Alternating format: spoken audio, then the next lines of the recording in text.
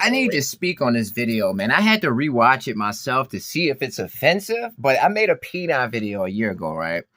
And the name of it is The P9 Story, Loyal Skinheads to Protective Custody, in their own words. And in the video, former members of P9 are telling you, hey, man, I was into this thing. I feel like I was misguided. I'm trying to tell the youth to go the other way. Don't do what I do.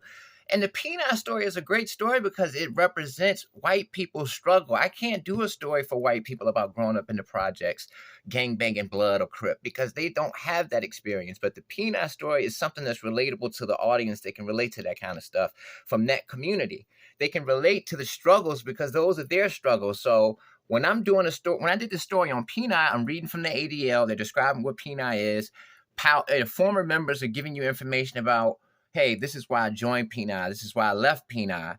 And they're trying to tell you, don't follow my footsteps. This is my story. And all I'm doing is reiterating what these people said in their stories, reiterating what the ADL says.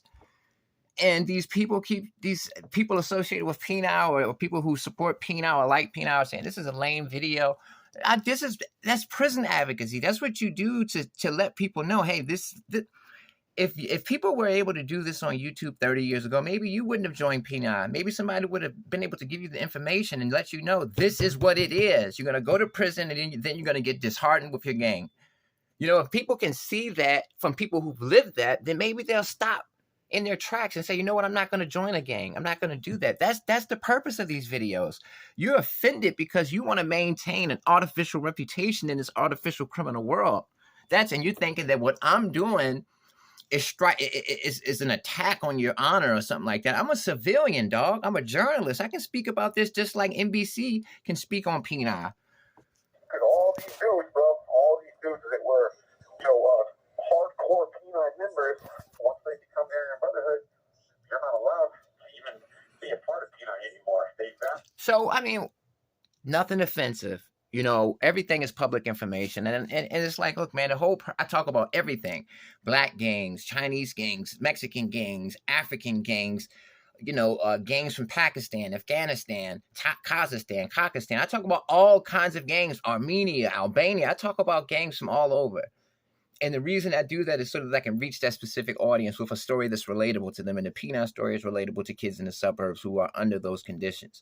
And maybe they can say, well, man, I didn't know that. I didn't know that things were like that. I didn't know that once you get to the AB or the big league, things get kind of hectic and it gets political.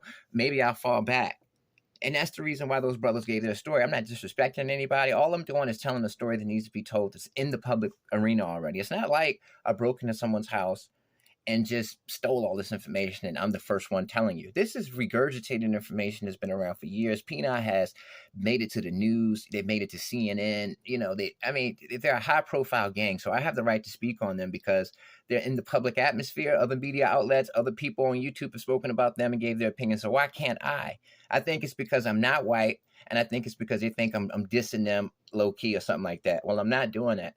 I'm not dissing you. If you look at my videos, you'll see that everybody gets the same treatment. I take stories that are public information and I try to create some sort of lesson from it by making it personal, making the people understand these people's motives, what they did, what they didn't do. And by the way, Tony, that's his content. Powder called in and he explained all of this. Wayne called in and explained all of this. So you guys are offended.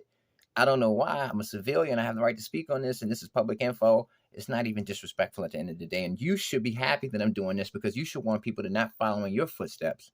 But one of these guys who commented is still repping P9. He has like a P9 thing on his YouTube.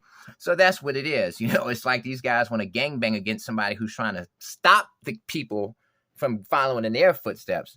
They're trying to, you got to get mad at the people who released this information. I'm a YouTuber. I have the right to speak on it. I didn't publicize it. I'm not the first one to put that out. I Googled everything. Everything showed up on Google because it already existed prior to me talking about it. I'm just giving my spin on it. Other people have done it, thousands of other channels. So why are you getting mad at me, man? No disrespect. And you know that. This is really about that. But I understand it. You're P9, you're 88, you're Hail Hitler. So I get it, but I'm a civilian. And what I'm doing is called reaching out to the youth, the white youth, and I'm giving them a story that they can relate to so that they can say, I don't want to do that. And you should be okay with that. Peace.